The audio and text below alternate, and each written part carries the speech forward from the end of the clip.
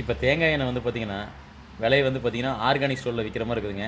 நார்மலாவே வந்து பார்த்தீங்கன்னா, பெரிய பெரிய ஆர்கானிக் ஸ்டோர்லலாம் நார்மல் விலை இருக்கும்போதே, தேங்காய் எண்ணெய் ஒரு ரூ. 200 ரூ. 220 விக்கும்போதே வந்து பார்த்தீங்கன்னா, ரூ. 300 ரூ.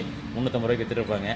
இன்னைக்கு நார்மலா எல்லா செக்கு எண்ணெய்லயும் தேங்காய் எண்ணெய் 300, 320, 350ன்னு வித்துட்டு இருக்காங்க. என்ன காரணம் வந்து பார்த்தீங்கன்னா, தவிர்க்க முடியாத விலையேற்றம் தாங்க. சந்தையில வந்து பார்த்தீங்கன்னா, விவசாயிகிட்ட இருந்து தேங்காய் வரத்து வந்து குறைஞ்சிருச்சு. கொப்பரை வரத்து குறைஞ்சிருச்சு. இதெல்லாம் குறைஞ்சனால சந்தை விலை வந்து கொப்பரை விலை ரொம்ப ஏறிடுச்சு. தேங்காய் விலையும் ஏறிடுச்சு. உங்களுக்கே தெரியும். நீங்க சர்வசாதாரணமா வீட்டுக்கு வாங்குற தேங்காயே வந்து பார்த்தீங்கன்னா, ரூ. 35 ஆயிருச்சுங்க. முதலையெல்லாம் வந்து பார்த்தீங்கன்னா, அதே தேங்காய் ரூ. 15 வாங்கிட்டு வந்திருப்பீங்க. ரூ. 35 ஆயிருச்சு. இப்போ நாங்க வந்து பார்த்தீங்கன்னா, ஒரு 10 தேங்காய் உடைச்சோம்னா, 10 தேங்காய் உடைச்சு காய வச்சா வந்து பார்த்தீங்கன்னா, 1 1/4 கிலோ பருப்பு வருங்க. தேங்காய் பருப்பு. அந்த 1 1/4 கிலோ ஆட்டுனோம்னா, ஒரு 700 கிராம் எண்ணெய் வருங்க. இதுதான் இதுதான் விஷயங்க. என்னன்னா, விலையேற்றத்துக்கான காரணம் என்ன? ஒரு ரூ. 15 வித்த தேங்காய் ரூ. 35 ஆகும்போது, ரூ. 200 வித்த எண்ணெய் ரூ. 350 ஆகத்தான் செய்யுங்க. என்னன்னா, குறைந்த அளவு பயன்படுத்துங்க. உங்களுக்கு என்ன தேவையோ, எவ்வளோ மினிமமா வேணுமோ யூஸ் பண்ணுங்க. அதே மாரி இதெல்லாம் வந்து பார்த்தீங்கன்னா, ஒரு ஒரு 1 மாசம் 2 மாசம் தான் இருக்குங்க. இன்னும் 2 மாசம் கழிச்சும் கூட குறையலாம். குறையறக்கு வாய்ப்பு இருக்கு. ஒரு ஆவரேஜ் ரேட்டுக்கு வரலாம். அதனால இது ஒண்ணும் பெரிய விலையேற்றம்ங்கிறது கிடையாதுங்க. ஒரு டிமாண்ட் இருக்கும்போது, ஒரு பற்றாக்குறை இருக்கும்போது, கண்டிப்பா விலை ஏறத்தான் செய்யுங்க. அதனால தேங்காய் எண்ணெய அளவா வாங்கி யூஸ் பண்ணுங்க. விலை நார்மல் ரேட் வந்ததுக்கப்புறம் எப்பவும் போல வாங்கிக்கலாங்க. எல்லாருமே உற்பத்தியாளர்லாம் வந்து பார்த்தீங்கன்னா, விலை இறங்குறதுக்காக தான் பார்த்துட்டு இருப்பாங்க.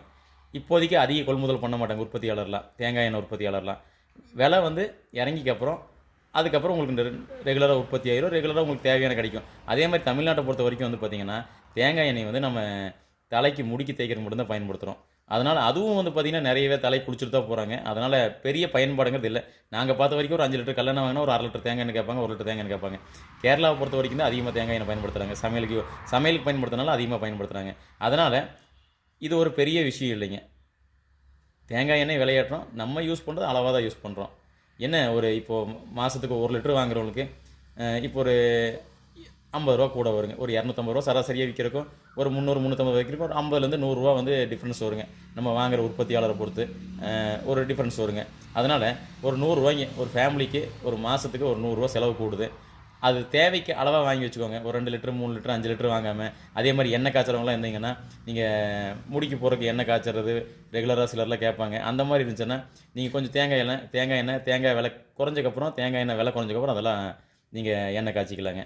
அதனால இப்போதைக்கு சிக்கனமா பயன்படுத்தினா போதும். சீக்கிரமா விலை கம்மியா இருக்க வாய்ப்பு இருக்குங்க. நன்றிங்க.